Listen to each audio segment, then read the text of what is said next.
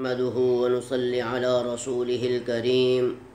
أما بعد فأعوذ بالله من الشيطان الرجيم بسم الله الرحمن الرحيم ومن الناس من يشتري لهو الحديث ليضل عن سبيل الله بغير علم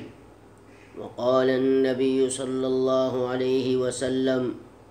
إنما بعثت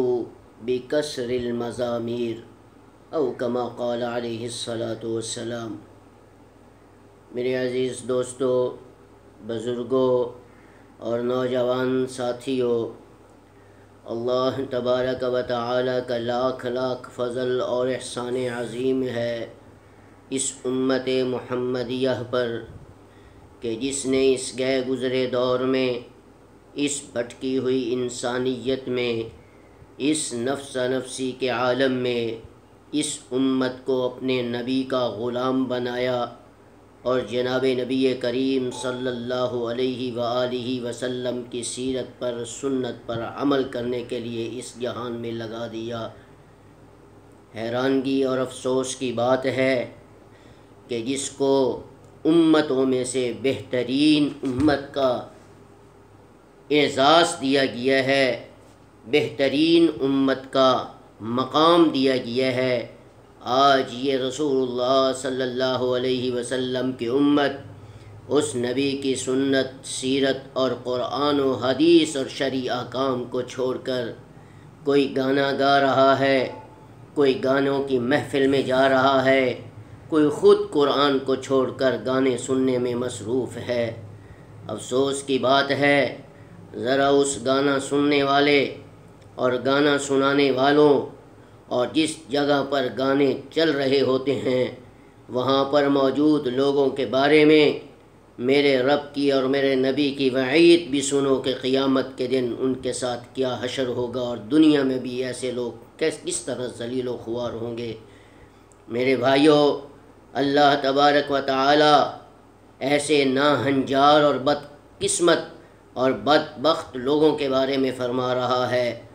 کہ میرے بھائیوں، آج افسوس ہے، رسول اللہ صلی اللہ علیہ وسلم نے جس کو بہترین امت کہا، اسی امت میں سے بعض جو غلط راستے کی طرف گامزن ہیں، ان کے بارے میں آقا فرما رہے ہیں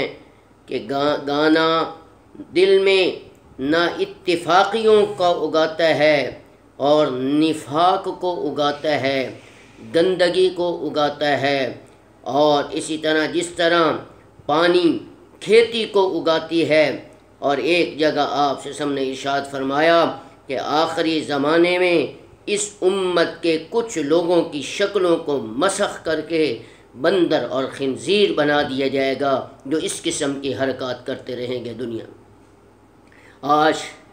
99% لوگ اس کام میں لگے ہوئے ہیں، اور یہاں میرے نبی کی وعید بھی سنو۔ لوگ کیا کر رہے ہیں اور آقا ان کے بارے میں کیا ارشاد فرما رہے ہیں؟ کوئی دین کی طرف دعوت دے، کوئی نہیں سنتا، کوئی قرآن کی طرف دعوت دے، کوئی نہیں آتا،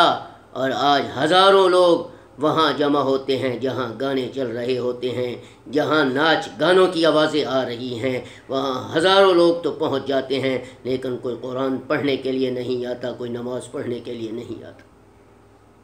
رسول اللہ صلی اللہ علیہ وسلم کا دوسرا ارشاد بھی سنو۔ آقا فرما رہے ہیں کہ صحابہ کرام رضوان اللہ تعالی علیہم اجمعین نے عرض کیا مجھے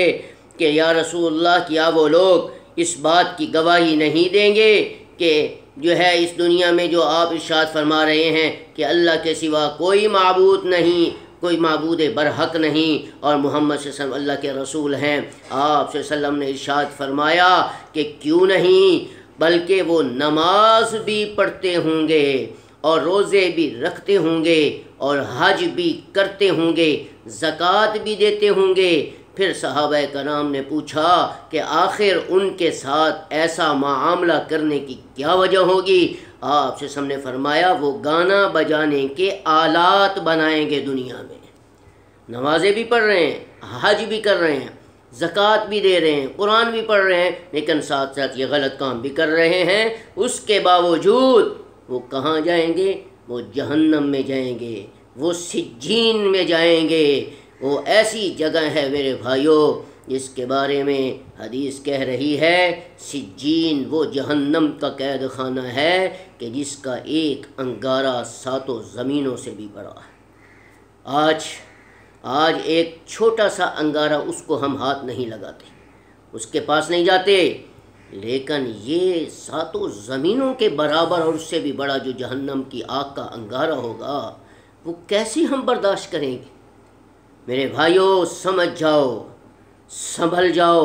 میرا نبی کیا کہہ رہا ہے اور آج یہ امت کس کام میں لگی ہوئی ہے۔ میرے بھائیوں اور دوستوں، بزرگوں، گانا اور میوزک وہ زہر قاتل ہے جو مومن بندے کے چہرے سے نور، آنکھوں سے حیا، زبان سے ذکر الہی،